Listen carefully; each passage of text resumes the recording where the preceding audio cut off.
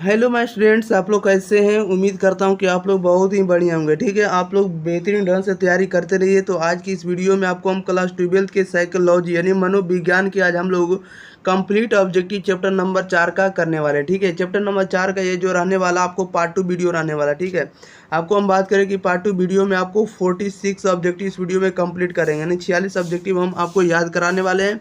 जो भी 2025 के छात्र होंगे वो शुरू से अंत तक बने रहेंगे, ताकि आपको जो भी कंटेंट देंगे सभी आपको ओरिजिनल कंटेंट रहेगा और प्रीवियस ईयर बेस्ड क्वेश्चन रहेगा। ठीक है, जितना भी हम आपको बताने वाले हैं। तो चलिए, तो हम लोग स्टार्ट करते हैं। चैप्टर नंबर 4 का नाम है मनोवैज्ञानिक विकार, जैसा कि आप लोग पहले पार्ट 1 वीडियो में देखे भी होंगे। ओके, आप लोगों को प्रत्येक आंसर 5 से 10 सेकंड के अंदर कमेंट बॉक्स के अंदर आना चाहिए। ओके, और आपको इस वीडियो को क्या करना, अपने भाई बहन के पास शेयर कर देना। और अगर आप लोग चैनल पर पहली बार आए तो चैनल को अगर आप लोग सब्सक्राइब नहीं किए तो चैनल को भी आप लोग को सब्सक्राइब कर लेना। ओके, चलिए, तो हम लोग स्टार्ट करते हैं क्वेश्चन नंबर 51 की ओर।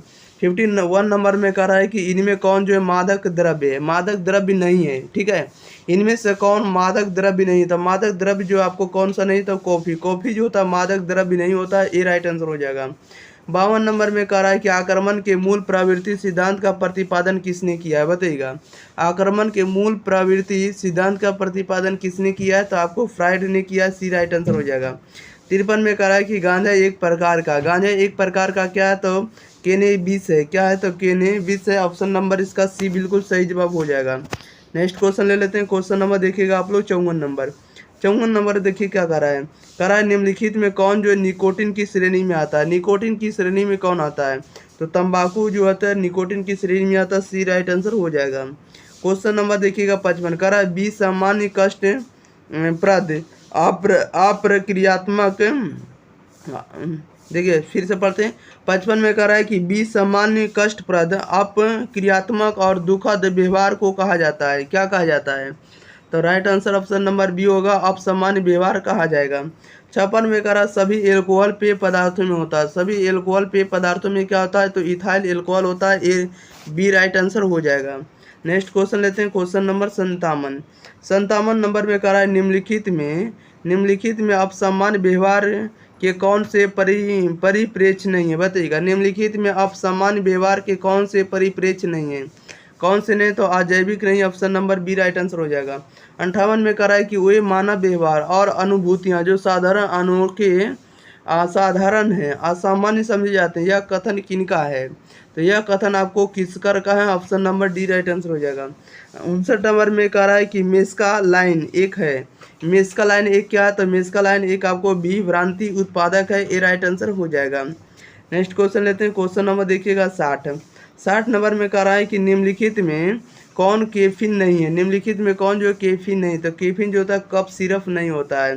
61 में कह रहा है व्यक्ति की शारीरिक बनावट को किस मनोवैज्ञानिक ने 3 भागों में बांटा था, बताइएगा। व्यक्ति की शारीरिक बनावट को किस मनोवैज्ञानिक ने 3 भागों में बांटा था, तो आपको सेल्डन ने बांटा था। डी राइट आंसर हो जाएगा। 62 में कह रहा है कि दुश्चिंतित व्यक्ति में कौन से लक्षण पाए जाते हैं, बताइएगा। दुश्चिंतित व्यक्ति में कौन से लक्षण पाए जाते हैं, तो आपको हृदय गति का तेज होना पाए जाते हैं, आपको सांस की कमी होना पाए जाते हैं, और आपको दस्त होना, सभी जो है आपको दुश्चिंतित व्यक्ति में पाए जाते हैं। तो राइट आंसर आप लोग डी लगाएंगे, उपरोक्त सभी। नेक्स्ट क्वेश्चन लेते हैं। क्वेश्चन नंबर देखिएगा आप लोग 63 में कह रहा है निम्नलिखित में कौन कायरूप विकार नहीं है। निम्नलिखित में कौन जो है कायरूप विकार नहीं, तो कायरूप विकार नहीं तो विच्छेदी विकार है। ऑप्शन नंबर इसका सी राइट आंसर हो जाएगा। 64 में कह रहा है निम्नलिखित में कौन जो है काय आलंबिता विकार के लक्षण नहीं, बताइएगा। निम्नलिखित में कौन काय आलंबिता विकार के लक्षण नहीं है, तो राइट आंसर आपका ए हो जाएगा, खूब खाना। ओके, 65 में कह रहा है निम्नलिखित में कौन जो है ओपियाइड नहीं है। ओपियाइड कौन नहीं है, तो ओपियाइड नहीं है। ऑप्शन नंबर इसका डी हो जाएगा, एल डी हो जाएगा। ओके, नेक्स्ट क्वेश्चन लेते हैं। क्वेश्चन नंबर देखिएगा आप लोग 66 में कह रहा है कि हीरोइन एक प्रकार का है, तो हीरोइन एक प्रकार को जो ओपियाइड है। Option number C right answer हो जाएगा। 67 में कह रहा है कि किसी विशिष्ट वस्तु दूसरों के साथ अंतःक्रिया तथा अपरिचित स्थितियों के प्रति अविवेकी भय का होना क्या कहलाता है। राइट आंसर आप लोग बताइएगा। ठीक है, यहाँ पर आपको ऑप्शन देखिए सामने नजर आ रहा होगा। चलिए, ऑप्शन भी आ गया आपके बीच। हम फिर से क्वेश्चन एक बार पढ़ते हैं। कह रहा है किसी विशिष्ट वस्तु दूसरों के साथ अंतःक्रिया तथा अपरिचित स्थितियों के प्रति अविवेकी भय का होना क्या कहलाता है? तो यह कहलाता है आपको दुर्भीति कहलाता है। 68 में कह रहा है किस विकार में व्यक्ति प्रतिवर्ती व्यक्तित्वों की कल्पना करता है जो आपस में एक दूसरे के प्रति जानकारी रख सकते हैं या नहीं रख सकते हैं। तो राइट आंसर ये हो जाएगा विच्छेदी पहचान विकार में। 69 में कह रहा है कि उत्तर अभिघातज दबाव विकार का लक्षण होते हैं। कैसे होते हैं? तो राइट आंसर आपका डी हो जाएगा, उपरोक्त सभी होते हैं। ये नंबर में एकाग्रता में कमी हो जाएगा, बार बार आने वाले स्वप्न होंगे, ठीक है, और सांवेगिक शून्यता का होना, ये सभी जो उत्तर अभिघात दबाव के लक्षण है। ओके, नेक्स्ट क्वेश्चन लेते हैं। क्वेश्चन नंबर देखिएगा 70 नंबर में कह रहा है कि अनुवांशिक कारकों का संबंध कहाँ पाया जाता है? तो अनुवांशिक कारकों का संबंध पाया जाता है आपको भाव दशा विकारों में, मनोविदलता में और मानसिक मंदन में पाया जाता है, सभी में पाया जाता है। राइट आंसर आप लोग डी लगाएंगे, उपरोक्त सभी। 71 में कह रहा है दुश्चिंता विकार का संबंध किससे? बताइएगा, दुश्चिंता विकार का संबंध जो है किससे है?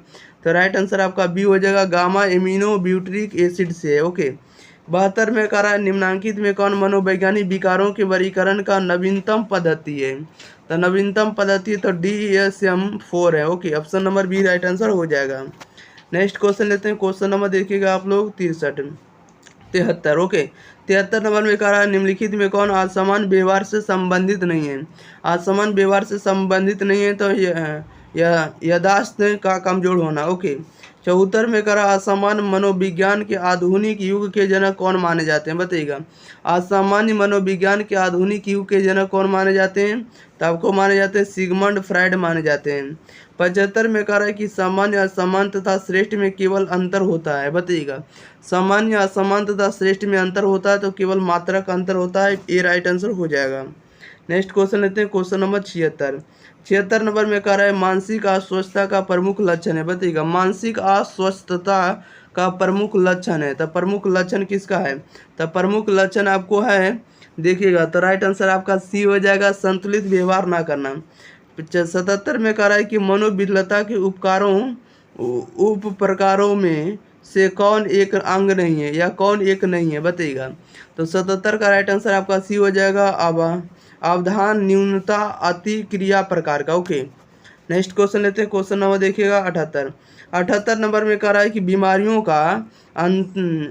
का अंतर्राष्ट्रीय वर्गीकरण का 10वां संस्करण फर्स्ट यानी CD बोले तो 10 कब प्रकाशित किया गया? तो यह प्रकाशित किया गया 1992 में, 1992 में। ओके, क्वेश्चन नंबर देखिएगा आप लोग 79।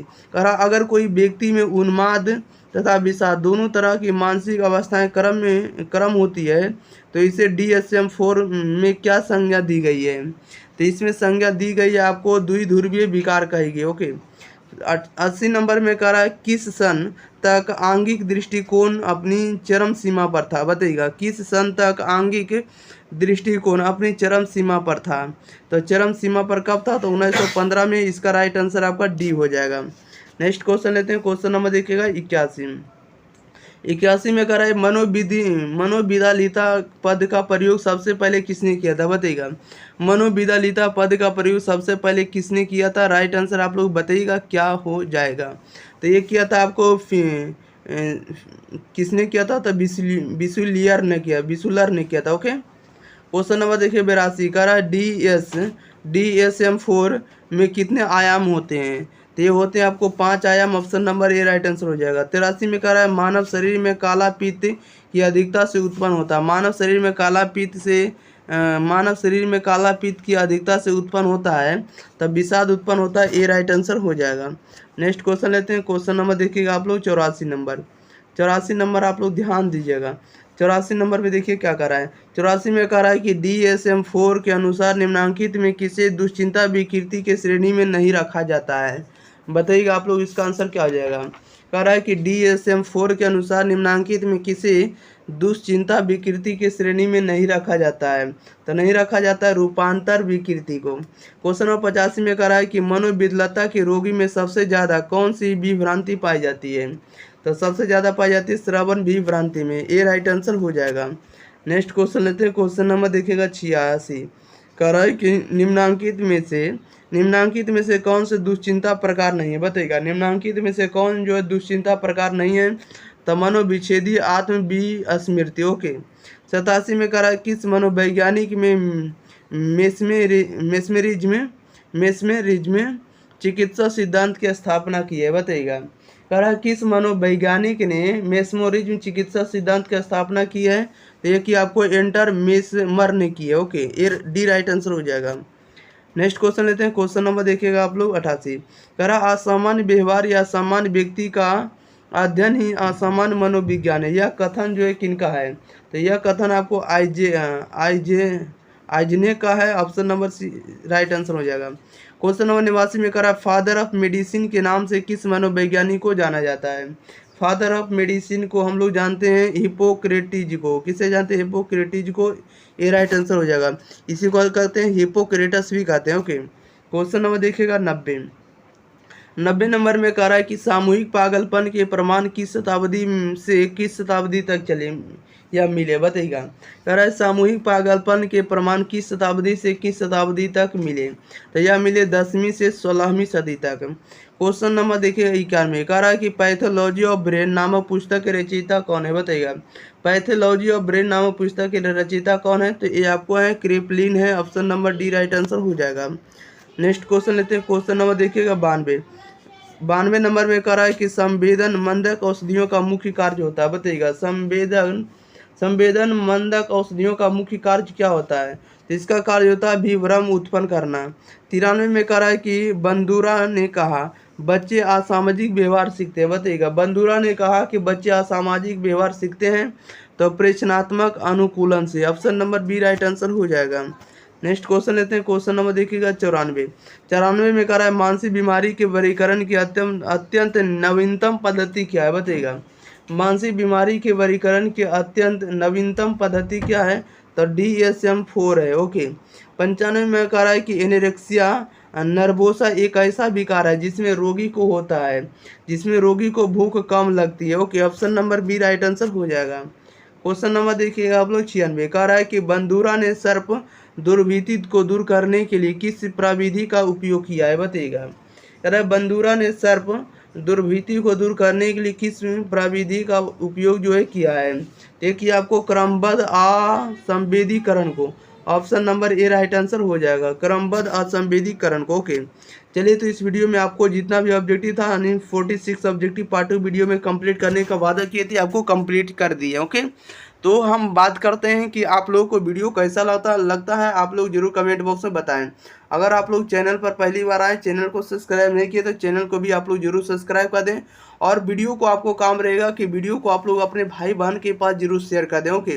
और जो भी क्लास 12th में होंगे उनको जरूर बता दिया, क्लास 10th या क्लास 12th में जो भी स्टूडेंट होंगे उनके लिए रेगुलर वीडियो प्रोवाइड किया जा रहा है। ठीक है, आपको बुकलेट से ही दिया जा रहा है ताकि आपको ऐसा ना नजर हो तो कि फालतू क्वेश्चन हमें दिया जा रहा है। बुकलेट से दिया जाने का मतलब होता है कि जो भी क्वेश्चन पूछा हुआ रहता है वो भी आपको मिल जाता है और जो लेटेस्ट क्वेश्चन आता है वो भी आपको नज़र भी आने लगता है। ओके।